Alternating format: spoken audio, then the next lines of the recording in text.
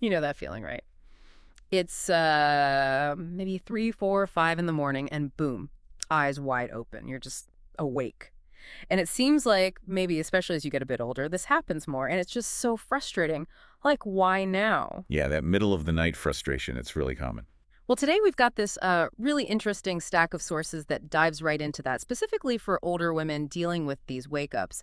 And the sources suggest it's not just random. It might actually be your body trying to send you some, well, important signals. Signals, right, not just glitches in the system. Exactly. So our mission here in this deep dive is to unpack what these sources say about why it happens.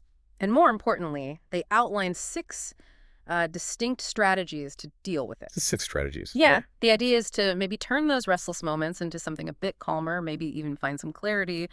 And honestly, some of the tips are kind of surprising. Simple stuff, really. Mm-hmm. Things you might just dismiss when you're half awake and annoyed. Totally. So let's picture it. You're jolted awake, look at the clock. Maybe it says 3:07 a.m. And instantly, that sort of dread hits you. Oh, yeah. And the mind just kicks in, right? That frantic math. Okay, if I fall back asleep now, how much longer do I have? Which never, ever helps you actually fall asleep. Not once. Absolutely not. And that's a key point in these sources. Panicking. It just makes everything worse. It creates this vicious cycle. Stress ramps up. Cortisol gets released. Cortisol, the stress hormone. Exactly. And trying to force sleep when you're in that state. The sources had this great analogy. It's like trying to herd cats while riding a unicycle. Ha!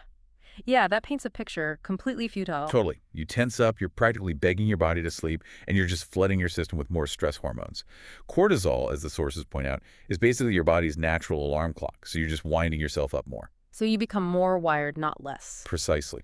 The big irony the sources highlight is the harder you fight for sleep, the less likely you are to actually get it. Okay, so fighting it is out. What's strategy number 1 then? What do the sources say to do instead of just lying there feeling defeated? Right. The very first thing is incredibly simple. Almost too simple, maybe. But powerful. Gently sit up. Just sit out. Yeah. No need to jump out of bed. Just a small posture change. Hmm? The sources suggest this little shift kind of signals to your brain, okay, I'm not just passively stuck here. You're taking a tiny bit of control. Shifting gears. Okay, sit up. Then what? Then focus on your breath. Once you're sitting, maybe on the edge of the bed, you practice deep rhythmic breathing. The sources recommend this specific pattern. Inhale slowly through your nose for about 4 seconds. Hold it just for a beat. Then exhale slowly through your mouth for, say, 6 seconds. And just gently repeat that. Okay, slow breaths. But how does just breathing help when my mind feels like it's running a marathon? Well, this is where the biology comes in. The sources explain this isn't just trying to relax vaguely. It's a direct biological trick. That slow, extended exhale specifically activates your parasympathetic nervous system. The rest and digest system, right? Exactly. You're basically flipping the switch from fight or flight to calm down. Each deep breath helps your body physically soften, shoulders drop, heart rate slows. It's like biology working for you, a built-in calm down button. Okay, that makes sense. So step 1, shift posture, breathe deeply. What's next? The sources must have more ideas for why we might be awake, right? Oh yeah, definitely. Step 2 is about getting curious. The material says, ask yourself, why am I awake? Is there some physical thing going on? Like what kind of physical thing? Well, simple stuff. Is your pillow all flat and uncomfortable? Are the covers tangled around your legs? Maybe the room temperature's off? The sources actually mention the science on this. The sweet spot for sleep is usually between 60 and 67 degrees Fahrenheit, which is cooler than many people think. 60 to 67, okay. Yeah. And they also flag dehydration. Apparently, it has a sneaky way of waking us up, just being a bit thirsty. Little things you might not even notice when you're groggy. Exactly. And the action step here is, again, really straightforward. Get up for a second and fix it. Fluff the pillow, untangle the sheets, maybe nudge the thermostat, grab a sip of water. So take care of those little annoyances. Right. The sources suggest that taking control of these small physical things helps break that feeling of frustration and just gives your body a better chance to settle down again. Okay, and you mentioned water, which leads right into strategy number 3. Hydrate, but hydrate smartly. Sounds simple, but the sources say we often mess this up in the middle of the night. They really emphasize this. Waking up with that super dry mouth, like chewing on cotton, or maybe restless legs, that twitchy feeling, or just feeling kind of uncomfortably warm. These can all be signs your body needs fluids. It's like an urgent call for help. Makes sense. So what's the wrong way to answer that call? The big no-no, according to the sources, is reaching for ice-cold water. Really? That seems counterintuitive if you feel hot. I know, right? But they explain that chugging icy water actually shocks your system. It jars you more awake, makes muscles tense up, sharpens your mind. They compare it to trying to comfort a child by shaking them awake. It just works against getting back to sleep. Okay, wow. No ice water. So what's the smart hydration strategy then? Room temperature water, or even slightly warm water. The sources say this feels more comforting, like a hug from the inside. It doesn't send those alarming signals to your body. Best bet is to keep a glass or bottle right there on the nightstand. Easy access. Room temp water by the bed. Got it. But what if, like, plain water doesn't seem to be enough? The sources mention electrolytes. Yeah, good point. If you're feeling really restless, maybe you have muscle cramps, or that weird wired but tired feeling, it might be more than just dehydration. You could be low on important minerals, sodium, potassium, magnesium. Those are electrolytes. And they help with muscles and nerves. Exactly. They keep muscles relaxed, nerves steady. Right. Low levels can cause dizziness, feeling lightheaded, maybe a faint headache, or just that general restlessness. So, the sources suggest adding just a tiny pinch of high-quality sea salt to your room temp water. They specifically mention Celtic or Himalayan sea salt, not the regular refined table salt, because they have more minerals your body can actually use. A pinch of sea salt. Or a little splash of fresh lemon juice. That's rich in potassium, another key electrolyte. Okay, so room temp water, maybe with a pinch of salt or lemon kept nearby. Perfect. And sip it slowly. Don't gulp. Let your body gently absorb it. It's framed as a small act of kindness to yourself in that moment. Oh, man, there's a cool science tidbit the sources add here. Warm hands and feet actually help you fall asleep faster. How does that work? Well, your body's core temperature naturally drops a bit before you fall asleep. Having warm hands and feet helps facilitate that temperature drop, signaling to your brain, okay, it's time to rest. Fascinating. It's a signal, not just comfort. Okay, so we've covered physical stuff like posture, environment, hydration, but the sources say emotions can wake us up too, right? Strategy 4 is about checking in emotionally. Yes, absolutely. That feeling sometimes when you wake up and there's this heaviness or something just feels unsettling, but it's not physical pain. A vague ache, the sources call it. That could be unresolved emotions bubbling up. Things like sadness, grief, worry. Exactly. Stress, too. The sources actually bring in a perspective from traditional Chinese medicine here. Oh, interesting. What's the TCM view? Well, in TCM, different emotions are linked to different organ systems. And the early morning hours, specifically that 3 a.m. to 5 a.m. window, are often associated with the lungs. And the lungs in TCM are connected to feelings like sadness and grief. So waking up then might be the body highlighting those feelings. That's the idea suggested, like an emotional whisper the body wants you to hear in the quiet. And modern science kind of backs this up, just using different language. We know emotional overload and chronic stress really mess with sleep. And the brain tends to process that emotional baggage, as they call it, more intensely in the quiet early hours. Everything can feel bigger, more overwhelming at 3 a.m. because your mind is sort of amplifying it without daytime distractions. Okay, so if you wake up feeling that emotional weight, what do the sources say to do? Just lying there worrying sounds awful. Definitely don't just lie there letting things spiral. The sources are clear. Don't let the silence become a breeding ground for your fears. Don't just let the thoughts tangle up. So what's the action? Again, gently sit up. Prop yourself comfortably with pillows. And then ask yourself a couple of simple questions. The sources suggest things like, what's on my mind right now? Or what am I carrying that won't let me rest? And the key is you don't need instant answers or solutions. Yeah. It's really just about the act of acknowledging what's there. Naming it, almost. Acknowledging it. And then there's a really powerful next step mentioned, right? Yes, writing it down. If you feel okay doing it, have a notebook and pen handy.